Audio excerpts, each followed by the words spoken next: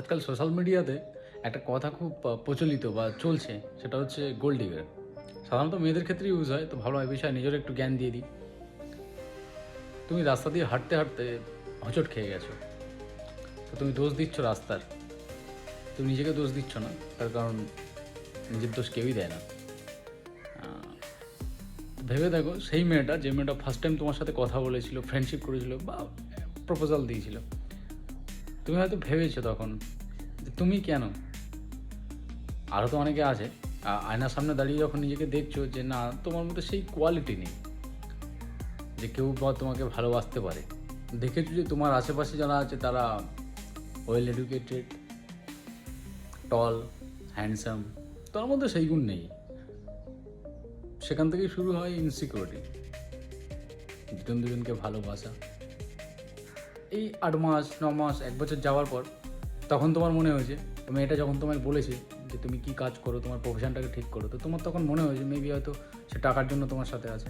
But একবার ভেবে দেখো, একটা মেয়ে কখনোই এটা চায় না যে সে যখন বাড়িতে তোমার কথা বলবে যেন চাই যে একটা ভালো প্রফেশনে যেন তুমি থাকো, ট্রাই করো। বাট তুমি হয়তো ভুল সময়ে পুরো টাইমটাই তাকে দিয়ে দিয়েছিলে, তো নিজের প্রফেশন আর ঠিক করতে পারেনি। যেন লাইফের একটা সময় তোমার মনে হবে, রিগ্রেট করবে যে না, প্রেম ঠিক আছে, আসে, রিলেশনশিপও আসে, তখন মনে হয় তোমার যে মেয়েটা বোধহয় টাকার জন্য তোমার সাথে আছে। কিন্তু একবার ভেবে দেখো, তুমি যদি ওয়েল এডুকেটেড হয়ে থাকো, ভালো জায়গায় ভালো প্রফেশনে চাকরি করো, সেই টাকা বা যা ইনকাম করবে সেটা অনলি যে সেই মেয়েটা ভোগ করবে সেটা নয়, তোমার ফ্যামিলি, এমার্জেন্সির টাইম, সেই টাকাই লাগবে। যারা বলে না যে টাকা কিছু না, হ্যাঁ, টাকা কিছু না, না টাকা অনেক কিছু। টাকাই এমন একটা জিনিস যেটা অনেক কিছু তো হেল্প করবে, তোমার শারীরিক অবস্থা, তোমার মানসিক অবস্থা, সব কিছুতে।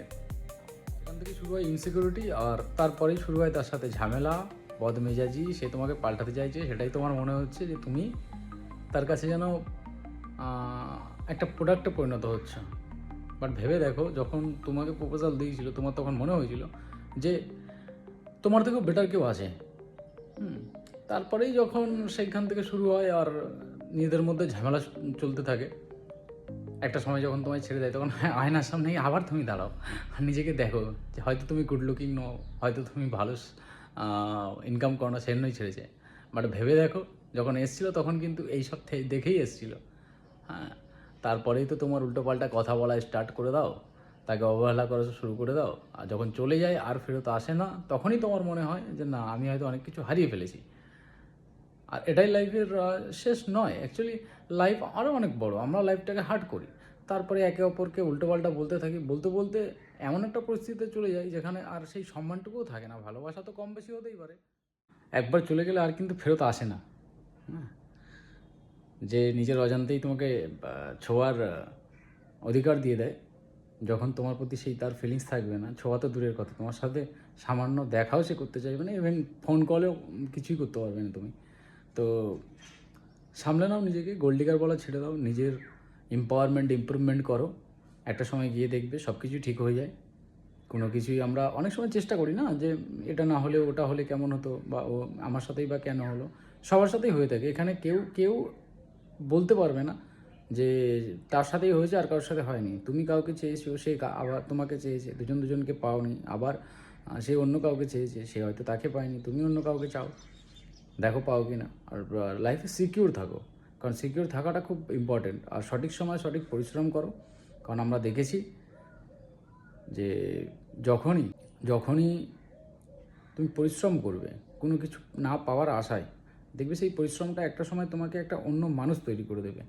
ভুল বোঝাবুঝিগুলো কেটে যাবে, তোমার লাইফ অনেক হেলদি হয়ে যাবে, না ডিপ্রেশনে থাকতে পারবে। হ্যাঁ, মনে থাকে, একটা সাবকর্নার থেকেই যায়, প্রথম প্রেম তো ভোলা যায় না, তো একটা সাবকর্নার থেকেই যায়। সেখান থেকেই তুমি সব কিছুই করে নিতে পারবে। জাস্ট একটু নিজের প্রতি দাও, লক্ষ্য রাখো, নিজেকে গোছাও, নিজেকে ভালোবাসো। কারণ যে নিজেকে ভালোবাসতে পারবে না, যে নিজেকে যত্ন নিতে পারবে না, সে অপরকে কী যত্ন নেবে। আচ্ছা, আমার এটুকুই বলা যে গোল্ড ডিগার বলে কিছু নেই। হ্যাঁ, দু একজন আছে, তার মানে এই নয় যে সবাই একটা রাস্তায় চলতে চলতে সেই রাস্তাটায় আমরা অভ্যস্ত হয়ে যাই। হয়তো হতে পারে তার আশেপাশে অনেক রাস্তা তৈরি হয়েছে, ডেস্টিনেশন ওই রাস্তা ধরে গেলেও অনেক মসৃণ হবে, অনেক আরামদায়ক হবে, কিন্তু আমরা ধরে রাখি সেই পুরনো চেনাশোনা রাস্তা, যেটা এবড়ো খেবড়ো, গর্ত, নালি নালা হয়ে গেছে, খারাপ হয়ে গেছে, তবুও আমরা সেখান থেকে যেতে চাই এবং রাস্তার দোষ দিতে থাকি। তো লাইফটা অনেক বড়, এনজয় করো, কাউকে কিছু বলার দরকার নেই, নিঃশব্দে নিজের পার্সোনালিটি চেঞ্জ করো, নিজেকে সময় দাও, সব ঠিক হয়ে যাবে। ব্যাস এটুকুই বলার। লাইফ অনেক বড়, লাইফটাকে এনজয় করো। কারোর প্রতি যদি কোনো তোমার সফট কর্নার থাকে সেটাও ভালো, পুরোপুরি ভোলাও যায় না, পুরোপুরি মুভ অন করাটাও ঠিক নয়। ব্যাস এটুকুই। আশা করছি গোল্ড ডিগার বা এই ধরনের কথা বলে নিজের ভালোবাসাকে ছোট করো না। চলো টাটা।